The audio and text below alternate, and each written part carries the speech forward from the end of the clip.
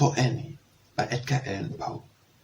Thank heaven, the crisis, the danger is past, and the lingering illness is over at last, and the fever called living is conquered at last.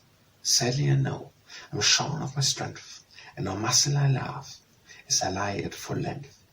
But no matter, I feel I'm better at length, and I rest so comfortably now in my bed that any beholder might fancy me dead, might start at beholding me, thinking me dead.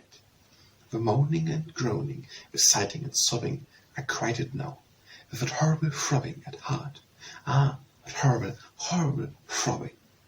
The sickness is nausea, the pitiless pain, chased with the feather that mourned my brain, with the feather called living that burned in my brain. And of all tortures, the torture were worst is attached, the terrible torture first.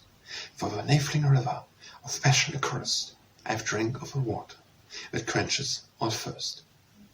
Of the water that flows with a lullaby sound from a spring by the very few feet underground, from a cavern not very far down underground.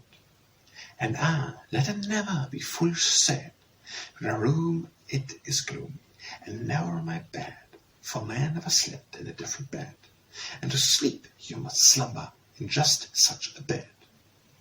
My tantalized spirit here blindly reposes, forgetting or never regretting its roses, its all agitations of myrtles and roses.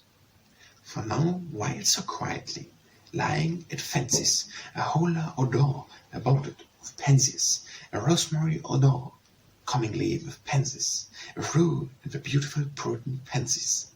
And so it lies heavily, bathing in many, and dream of the truth and the beauty of Annie, drowned in a bath of tresses of Annie.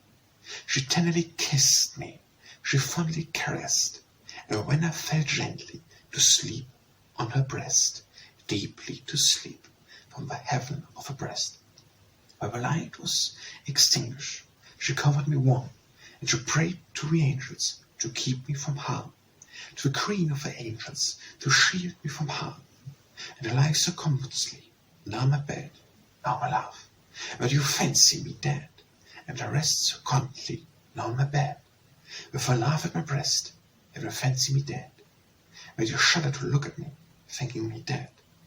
But my heart, it is brighter than all of the many stars in the sky, for it sparkles with Annie, it glows with the light of the love of my Annie, with the thought of the light of the eyes of my Annie.